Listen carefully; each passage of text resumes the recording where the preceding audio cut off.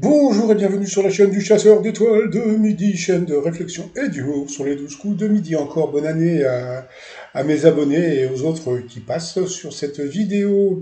Jean-Luc Reichmann a bisé tous les candidats, voilà, il a bisé parce qu'en dessous il y avait Henri, non c'est Henri, c'était Guy, c'était pas Henri.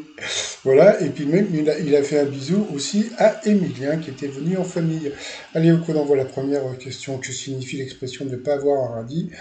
Ça, c'est pas Emilien qui peut le dire, hein, avec 400, plus de presque 500 000 euros.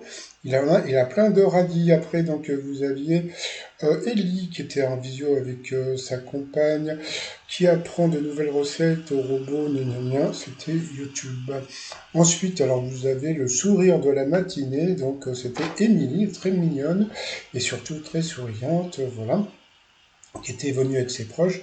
Entre-temps, on a vu la petite Sacha qui était venue pour danser, mais elle a chanté.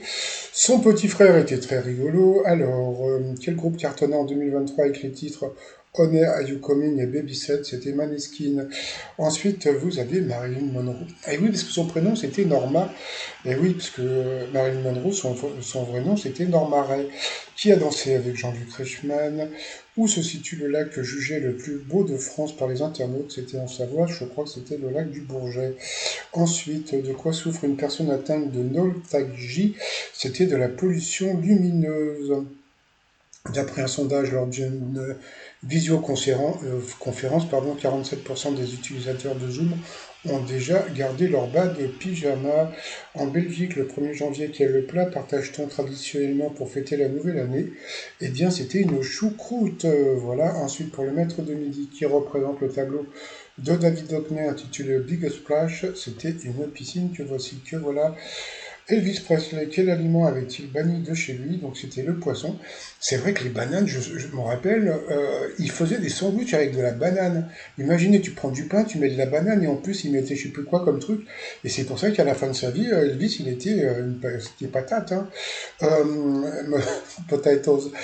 Quelle sanction la comédie française prend-elle si l'absence non justifiée d'un acteur entraîne l'annulation d'une représentation? Eh bien, il doit rembourser sa dette. Donc, sur cette mauvaise réponse, elle est passée au rouge. Qui dit rouge? Dit duel, elle a pris Eddie Angel qui est tombé sur une question qui semblait simple, hein, si tu parles anglais. De quel métal est principalement composée la médaille militaire américaine appelée Silver Star? Silver, ça veut dire argent. Il a dit argent, et bien c'était de l'or. Donc voilà. Après, ils nous ont montré le nouveau, c'est quoi, c'est un genre de gilet zip, voilà, qu'ils ont reçu. Alors ensuite, eh bien, Emilien et Norma se sont retrouvés pour le coup par coup. Qu'est-ce qui rime avec janvier? La mauvaise réponse, c'était un canard du lac Léman. Et le soldat de la septième, c'était Pithiviers. Ensuite, pour Norma, quel prénom est bien associé à l'artiste qui l'a chanté dans les années 60? La mauvaise réponse était Héloïse, qui était une chanson de Claude François. Ensuite, qu'est-ce que nous avons eu? Que peut-on voir dans le film Les Bronzés fonds du ski? La mauvaise réponse était Nathalie skier sur un pied. Sur cette mauvaise réponse, eh bien, elle est passée au rouge. Qui dit rouge dit duel.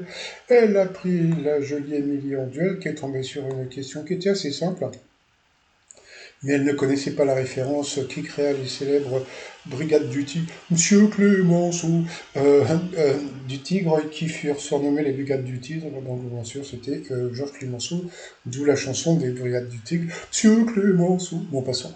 Donc ensuite, eh bien, ils ont envoyé la pub. Allez, comme c'est la pub et que j'ai encore la gueule de bois, eh bien c'est le t-shirt, la tête dans le cul. Voilà, sur le site remignon.com, et nous on revient après la pub. Ah, Allez, retour de pub. Bon, retour de pub. Bon, tous les anciens maîtres de midi ont souhaité une bonne année. On a pu voir Stéphane avec un beau pull. Allez, c'est parti pour le coup fatal. Quelle star du MMA, prénommé Cédric, a participé à la version française de l'émission The Cycle? C'était Cédric Doumbé. Dans le langage des jeunes, que signifie l'abréviation RPZ? Je sais même plus, tiens, qu'est-ce que c'était? Représente 93. Qui a écrit le livre 22 11 63 et Salem? Franchement, c'était super dur les questions qu'elle avait là pour. Hein. Je sais plus ce que c'était, ça m'en reviendra. Comment se nomme la région francophone de la Belgique? C'était la Wallonie. Qu'est-ce que les Guadeloupéens surnomment la vieille dame, la soufrière? À quel compositeur doit-on l'œuvre musicale intitulée La force du destin? Là, j'ai bien aimé parce qu'il a dit je sais pas. Bah voilà. Donc quand il sait pas, il le dit. Par contre, je trouve qu'il prend la pause en ce moment là. J'ai l'impression qu'il a l'air de plus en plus à l'aise sur le plateau. Hein. Qu'écarte un lanceur quand il fait un grand écart je vous, à votre avis. Quelle star de la série 10% joue aux côtés de Lady Gaga dans House of Gucci? C'était Camille Cotin.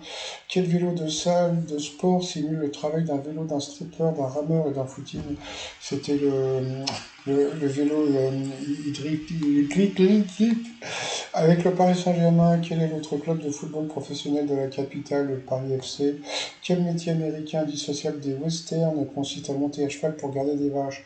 C'était un cow-boy et à la fin, elle a été éliminée. Donc bye bye à Norma. Donc demain, il va être là pour la 99e et bientôt la 100e pour le maître de midi. Ensuite, eh bien, qu'est-ce que ça a été? Ça a été le coup de maître. Alors, pour le coup de maître, la première question.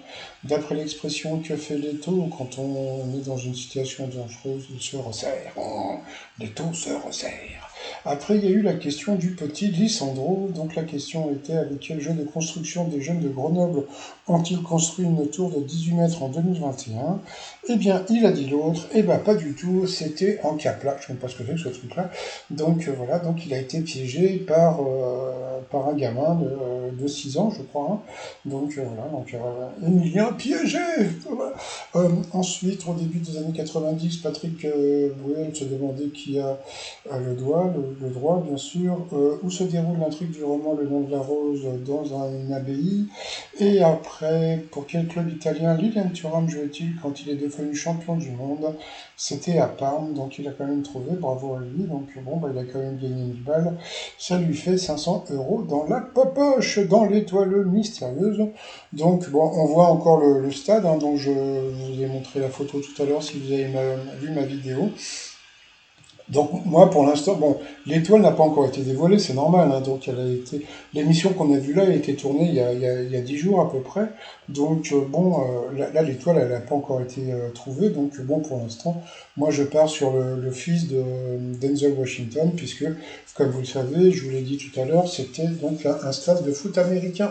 Bon bah sinon, bah moi je vais aller faire une sieste. Hein, je vais vous souhaiter une très très bonne journée. Je vous dis à demain. Portez-vous bien et surtout, portez-vous. Allez, bye bye et encore bonne année, bonne année, bonne année. Ah oui, j'avais oublié, je vous avais dit que je vous dirais qui a écrit le livre Salem hein, dans cette question. Eh bien, c'était Stephen King. Voilà, donc c'était pour réparer l'oubli. Allez, je vous souhaite tout le bonheur du monde. Allez, je vous dis à plus tard, bye bye.